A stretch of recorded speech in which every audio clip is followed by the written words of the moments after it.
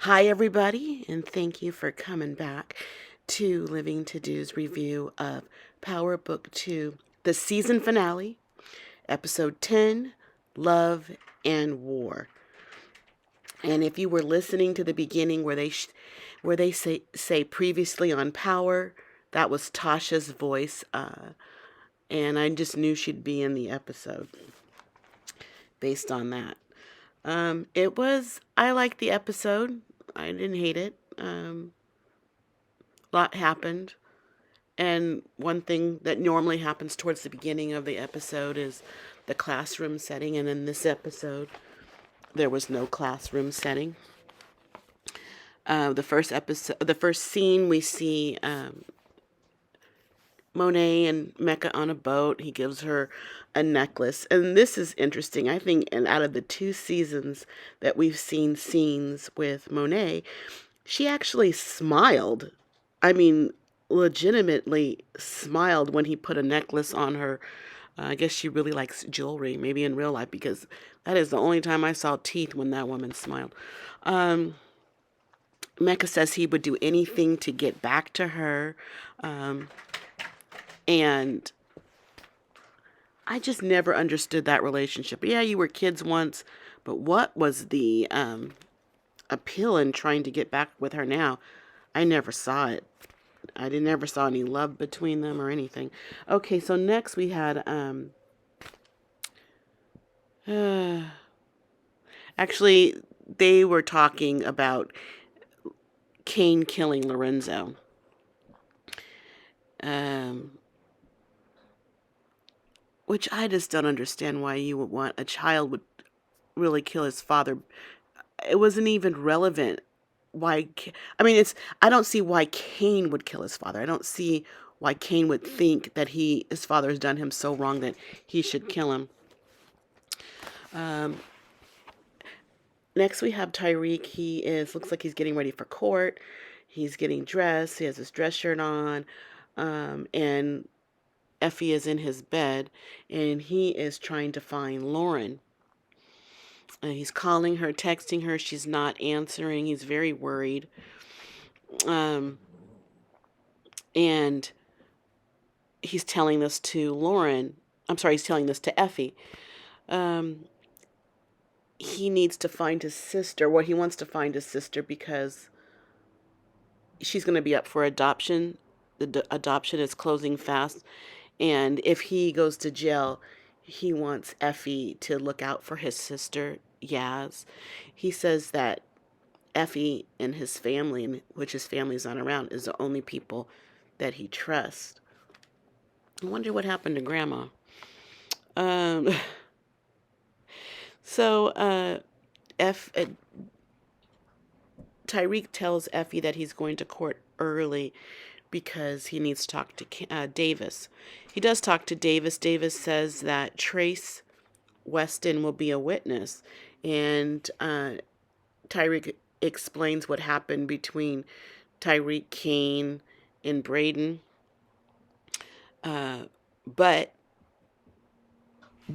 he says he has an alibi uh, to, the Ramirez murder, or not the Ramirez murder. I believe it's a Ramirez murder. And his alibi is Riley. And Riley is Sax's niece. She was the girl from last season that was trying to get in Tyreek's business for her uncle Sax, who was the prosecutor last year. And Sax, Davis tells Sax that he will throw him under the bus, his niece under the bus, whatever he needs to do to save his client. He's not playing. Mm. Um, they were talking about the badge in his room, and Tariq asked Davis, "How long have you known?" And Davis didn't really answer. He said something, but he didn't answer the question directly. So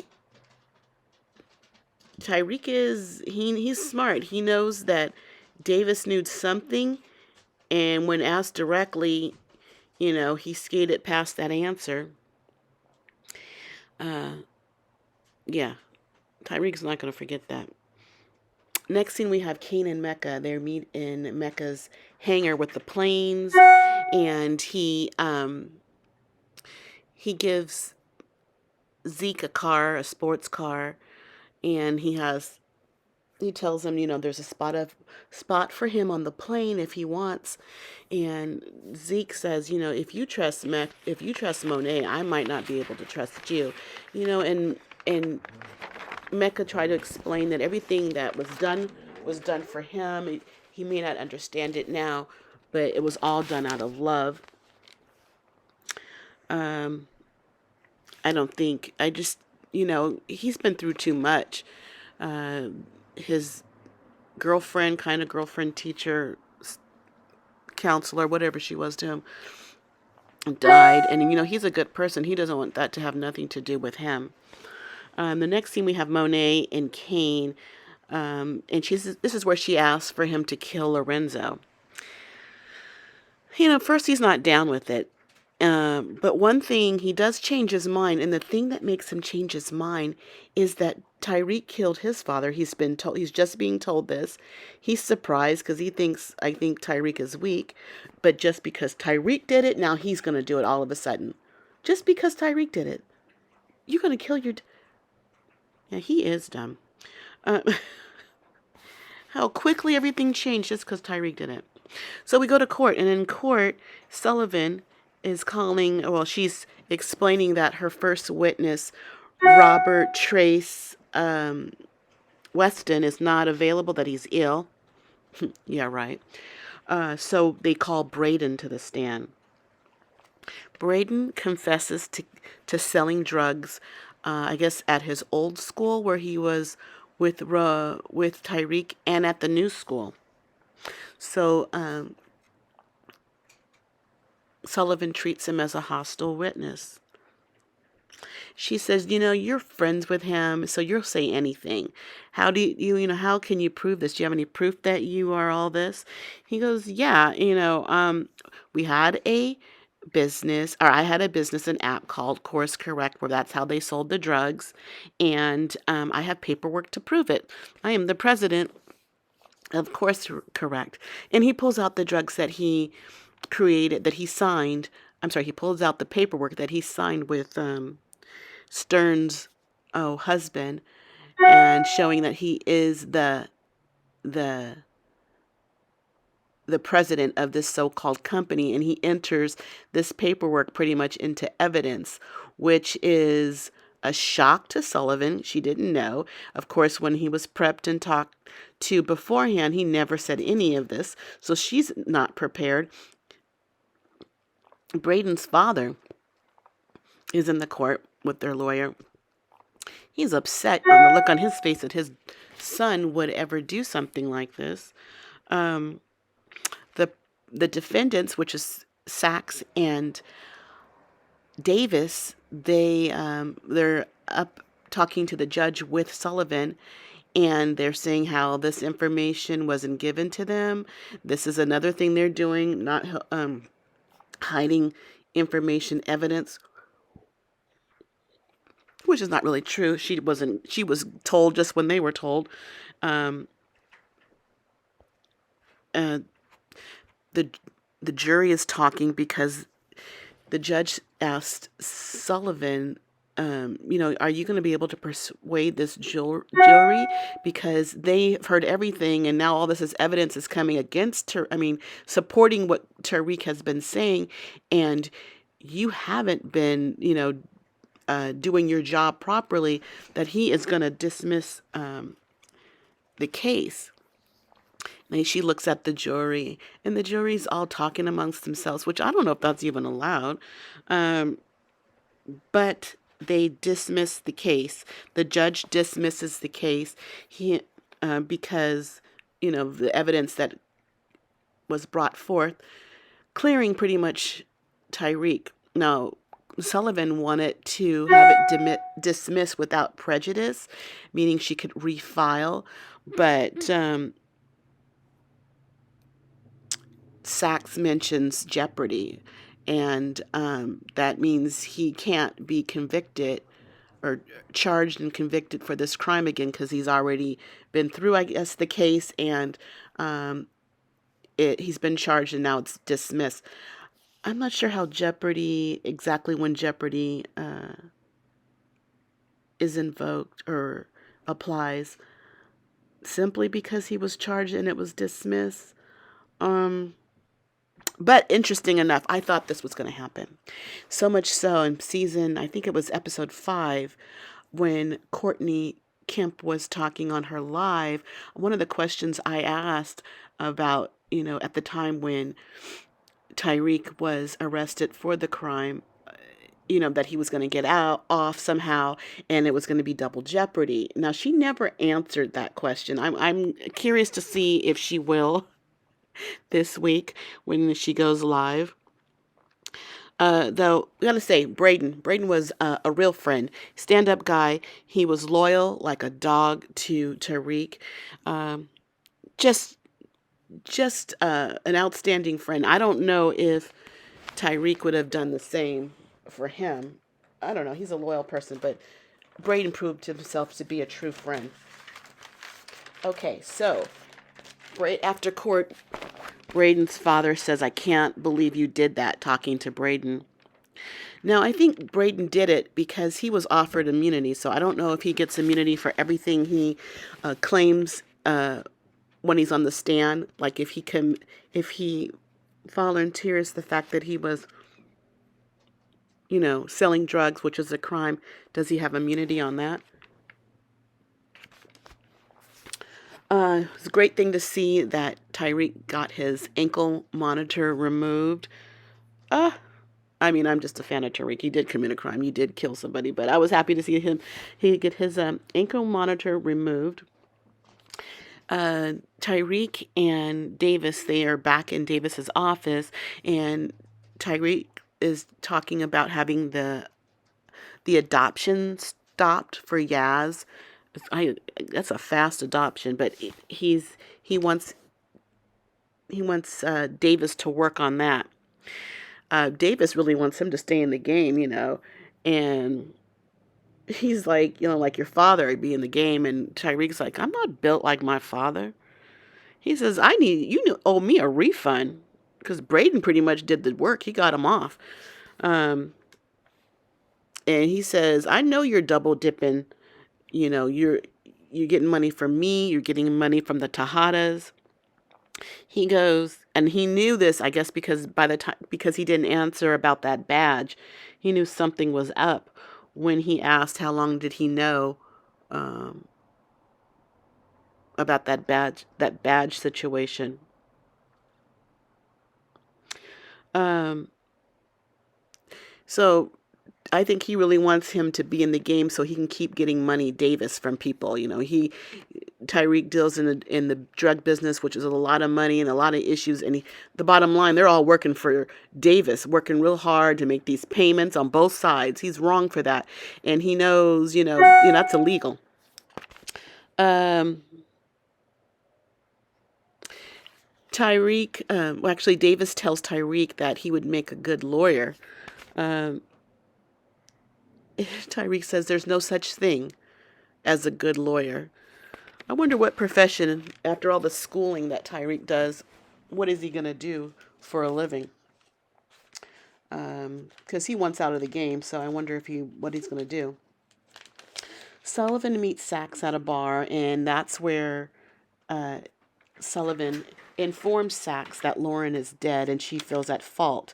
And they said that, now Saxe was under the impression she was shot.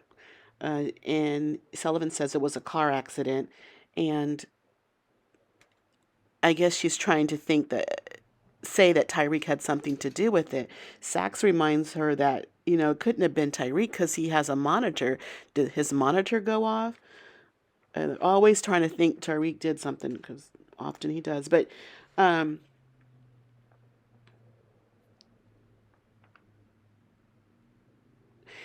and Saxe confides in Sullivan that, he feels bad. He planted evidence on Tyreek's dad.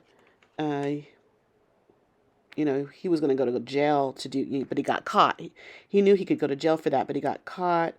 Um, I think it was Tamika that talked him out of that, and he did the right thing. Um, he advises Lauren he advises Sullivan to take the L, and that's not something she would do. She's not built like that. She's here to fight for her, whoever, the people, and I guess she's like a solid prosecutor trying to do the right thing, but she just feels really guilty. Lauren and Carrie both were killed, and she thinks she's really feeling really bad about that. Next thing we have Monet and Tyrique, and this is where Monet asks for Tyrique to kill Mecca. She and Tyrique informs Monet that Mecca is a snitch. She didn't know that. She says, Tyreek says, I need my $2 million. He wants some money from him, and he's leaving the game. This is not for him. He wants something else. My God, what do you people really get out of this? I don't see much progress in your life after all the stuff you put yourself in jeopardy, and always you don't see you making enough money to do this. To me, it's just dumb.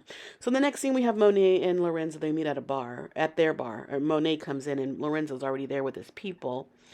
And the only interesting thing is in here is that Lorenzo using the N word. I mean,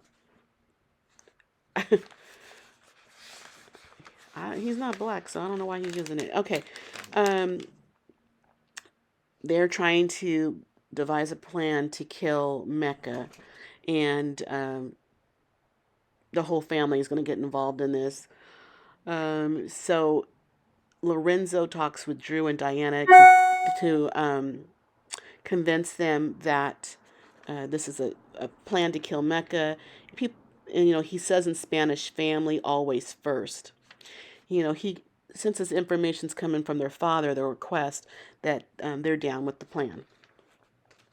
Back in the dorm room, Braden and Tyreke are there, and Tyreke enters the dorm, and Braden is packing his stuff. His dad pulled him out of school. He has to work, I think, at the hedge fund of his dad's. Um, and they're just wondering where it happened to all the drugs that were in the lockers. And thinking back, Tyreek thinks that maybe Diana did it. She swiped the code. He wants out of the game. Uh, and he's asked about Lauren. Tariq asks Braden about Lauren, and he says Lauren drove off without me. He didn't give all the details that Effie took Lauren, but he just said Lauren drove off without me. And then all of a sudden, Lorenzo walks in. Door's unlocked. He's locking in, calling them dumb and dumber. So I think Lorenzo, I don't even know why he meets up there so much. Because I don't know. I guess he wants to get in touch with Tyreek about killing his father. But one thing I realize is that if Zeke leaves school, then that's how Tyreek got to stay. So what is he going to do if Zeke leaves school? Zeke was going to go into the NBA. So we see Zeke actually go to the police station, talk to Whitman about the death of Carrie.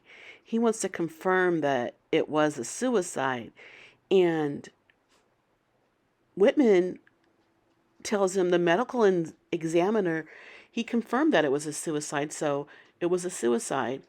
And Whitman's starting to think things, and I think Zeke is starting to feel things that it doesn't feel right to him. In the next scene, we see Steve and Sweeney get together. Steve is the DNC. He works for the DNC, Democratic National Party, and he's talking to Sweeney, and he has that picture that Tate gave him of him in blackface. Sweeney's like, "What is this? This is some crap." Tate shows up, and Tate tells him, you know, blackface leaves a black mark. He wants him to step down, and he wants Tate to be the replacement. This information's coming from Steve. He says, "We'll find you a job. Maybe you can work in HUD or something. Because if Ben Carson can do it, you can do it." They get Sweeney to agree. Sweeney tells Steve, watch out for Tate. So it looks like Tate's going to get his job. All his hard work paid off. He had a goal and he met it. Okay, so Mecca and Kane meet up. They're talking about what Mecca does. Mecca admits, "I move weight. I move guns and drugs." And he said that Tyreek overstayed his welcome. Um, so they're all trying to double cross plan all this uh, stuff against one another. I don't know why anybody cannot just walk away, but the next scene we have the conservator guy, the guy who was over the conservatorship, um, and Tyreek meet outside, and he tells Tariq that the adoption has been stopped. Shortly, Sax shows up, and he tells Tyreek that Lauren is dead. Ugh, that's devastating news for Tyreek to hear. Next scene, we have Davis and Sack at the office, and Sax tells Davis that Lauren is dead. They start pointing fingers at one another, that they're all at fault, or it could be all of their faults that she's dead. They're saying Davis is saying you did this, you did, and then Sax is saying you did that. They fight about that. But they also mention Davis also mentions that right now the most important case we have is the Theo Rollins case. And Sax tells Davis, "Oh yeah, that case. Well, he's innocent because, the real killer was taller." Davis says, "Well, that's the most important case. So we know that Theo Rollins is Davis's brother who's in prison." All right, so we have Tyreek and Effie. They're back in the dorm room and they're talking. I believe they're in the dorm room. Yeah, they're in the dorm room. And Tyreek tells Effie that Lauren is dead and it's all his fault. So I really, really want to know what happened to Lauren. All this talking about her, that she's dead, but there's no body. Nobody, I mean, her body hasn't shown up. They haven't let us see her dead. So I wonder if this is something that was come back. Will they write her back in? Is she really dead? That's still a question that's up in the air. So the next scene is an interesting scene. It's Tasha. She's in, looks like some type of cabin in the woods somewhere, and someone's driving up. She's scared. She's texting the marshal. She's pulling out a gun. They're knocking at her door, and she finds out that when she opens the door, it's Tamika, and we find out that Tasha now goes by Vanessa Edwards, and Tamika was there to bring Yaz. Yaz has been coached on her way to see her mother that her new name is Olivia Edwards. She's born July 9th, and she's an only child.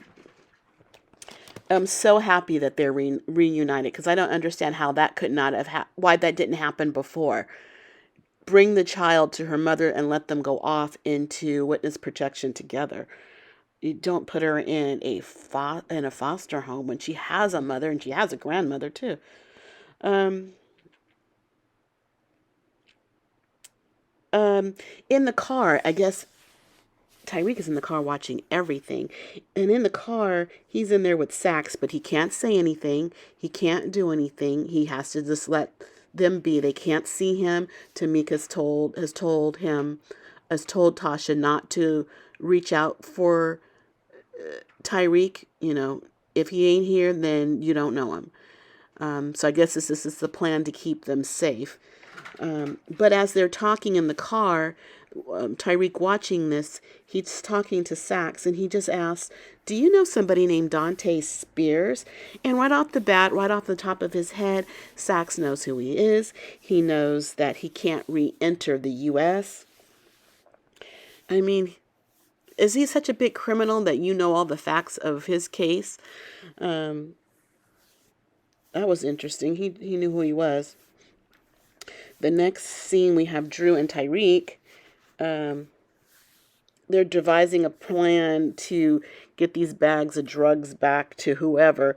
And, Mecca wants them. Of course, Lorenzo wants them. And Drew and Tyreek are talking, and Tariq has devised a plan that they're going to switch these bags out. They're going to play a three-car Monte with the bags. So while one bag is one place, they got um, Mecca's men or Lorenzo's men watching the bags. I guess it's Mecca's men.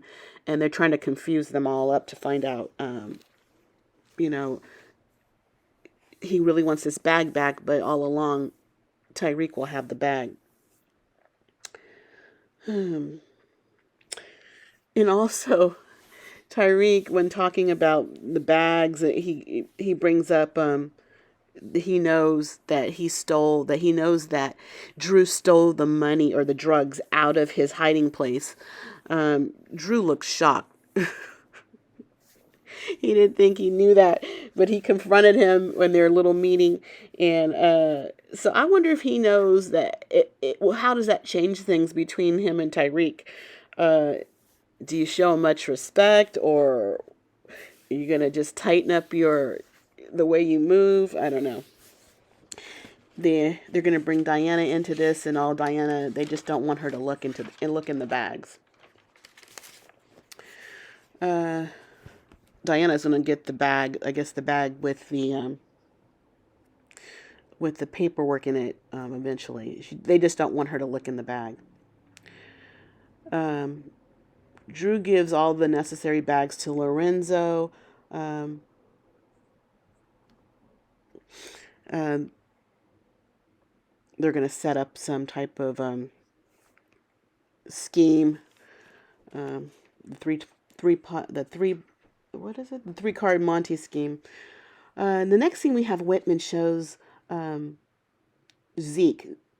So Zeke is back in the police station, and Whitman shows Zeke a picture of Monet. She's driving a car in the vicinity of Carrie's home at the time of her death. So it raises questions, and Zeke looks distraught as he walks out of the office into the brand new car that his father gave him, Mecca.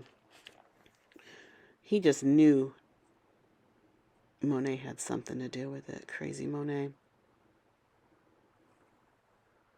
So they're doing their setup with Kane and Tyreek. And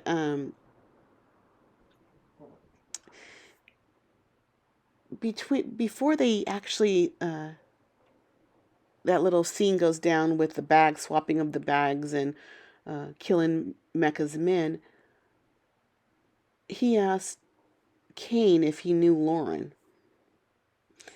And he made a smart remark about Lauren and or Effie too. And Tyreek has something smart like, stay away from him or keep your mind off those girls. So they have a shootout. They're shooting people that are Mecca's men in this warehouse. Ugh, shootouts are just so boring to me. So they shoot all the bad people that were Mecca's men. One was a traitor. This one guy that was working for Lorenzo. They're gonna put him in the back seat of the car, so so Lorenzo can make an example out of him. Mecca gets a text, and he knows that his cover has been compromised. So, what's going to happen with that? Next, we see Drew. Drew meets with Everett, and Everett texted him it was an emergency. He needed to talk to him. It was about a school ID. I guess he was brought into the office, and he was asked about his school ID. It was, I guess they swiped it to get into a restricted area, and he's asking Drew if he knew anything about that. Of course, Drew plays it off like he doesn't know anything about it. Uh, Everett leaves, and Drew wants to leave, but he's getting into his car, and he gets attacked. He's getting beat up by, I guess it's Mecca's men, and they're beating him really bad. And then Kane comes up. He flies out of the air from, I don't know, out of nowhere. And they start both fighting the men that came to beat up Drew. And they both were able to beat him up and walk away. They didn't want to shoot. I guess they were going to shoot him. That's who they were going to shoot. I think they was going to shoot him and make him. I think I got that wrong earlier. The guys they beat up, they were going to shoot him in the parking lot. They didn't. They were going to take him to Lorenzo to make an example out of them. We get to Diana. Diana's at home. Lorenzo comes in, and Diana has the bag, and he asked her, "Did you look in the bag?" And she had the bag. He said, "Yeah, I did look in it. It was bank accounts with my name on it, all, Drew's name, Zeke, everybody's name on it." So I don't know what Lorenzo's thinking. Is he thinking that, is he being double crossed by Monet at this point? So he goes off. He goes off and leaves the house. He's going off to some place. Meanwhile, Tyreek goes to Mecca's house. He's the one with the bag, and he goes to the penthouse. He goes into the elevator, and he hears gunshots. Before the gunshots, we see Monet pulls a gun on Mecca, and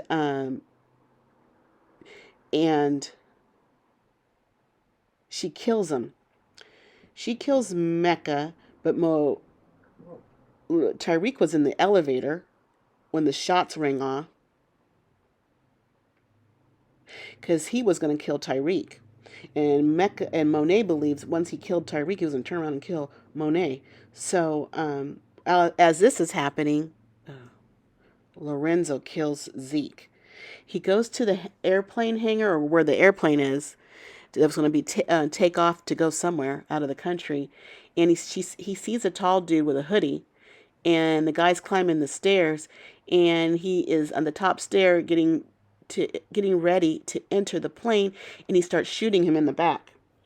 The pilot is on the plane, and they're calling for help. And of course, Lorenzo leaves. Next scene, we see the agent at the detective, the DE agent at Mecca's house, because Mecca's dead on the floor, and it is Detective Rodriguez from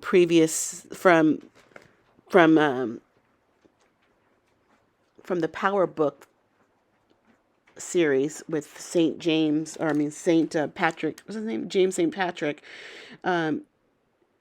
Agent Rodriguez is a DEA agent, and Mecca was her CI. Interesting. She is looking at footage of people who came in and out. I don't know why she doesn't see anything about Monet, because footage of her should have been in and out there too. But she sees footage of Tyreek in the at the front desk when he was waiting to be buzzed in. Oh, so poor Tyreek. He got himself caught up in another murder, which involves drugs, a CI. So that's going to probably be the story for next season. But the next scene, we have Davis and Theo talking in prison.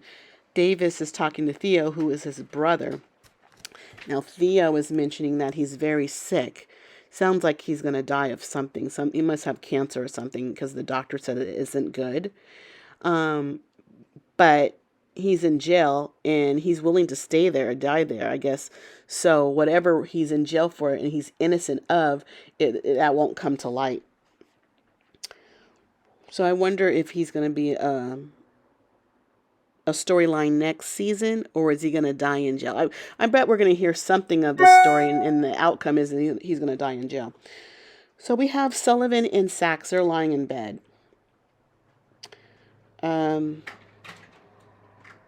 Saxe says he's going to do the right thing. He's going to inform. He's going to basically tell everything he knows about Tyreek and all this whole situation, possibly Davis.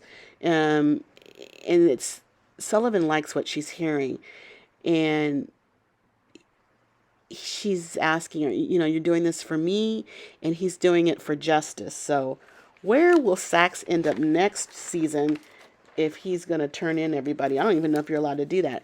And he's willing to risk his law license. So will he be an investigator after that? I wonder what's going to happen with Saxe. Next, we have Tate.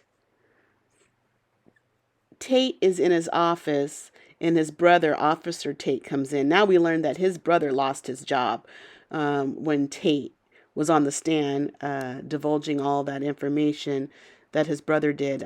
He just was, that was his first case. His brother used him. His brother advanced his career after sleeping on his brother's couch. This guy was a policeman, a good guy. He became a detective. You used all of that. He lost his job, but he tells his brother once he's the congressman, he's going to make him head of security. At first, Tate's brother wasn't interested in anything his brother was doing. He didn't want to work with him. I don't know how he feels about head of security, but at least it's a job.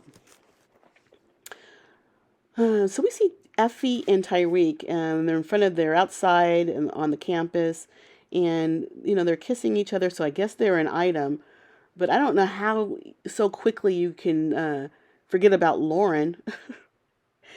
And is she really dead? We see Yaz and Tasha talking in their cabin, and Yaz gives her mother, Tasha, now Vanessa, a letter. And it's from Tyreek, and he's basically saying he'll do whatever it takes to get back to his family. So I think that warms Tasha's heart. So hopefully they can reunite next season. But the last scene is Monet. She's having dinner with her family. They wonder where Zeke is, and they get a phone call. The phone call, Monet answers it. It's Whitman. Whitman's calling Monet to inform her that Zeke is dead. He's calling her because apparently she's the guardian of Zeke, which I don't know why Zeke needs a guardian. So we lost Mecca, we lost Zeke in this episode, father and son. Mecca lasted for just a season. I think it was a nice way to close up this season. Next season, I hope it will be as good as season 2, because this has been the best season yet of all the seasons of Power. So hopefully, that will come later this year. It's been a good ride, and I had a lot of fun. So hopefully you'll come back next season, and we'll talk again about Power, season 3. Thank you for joining. I would like to ask if you would please subscribe and like this video. I would really appreciate it. I thank you in advance, and I gotta go because I gotta watch Force, and I got living to do. Bye.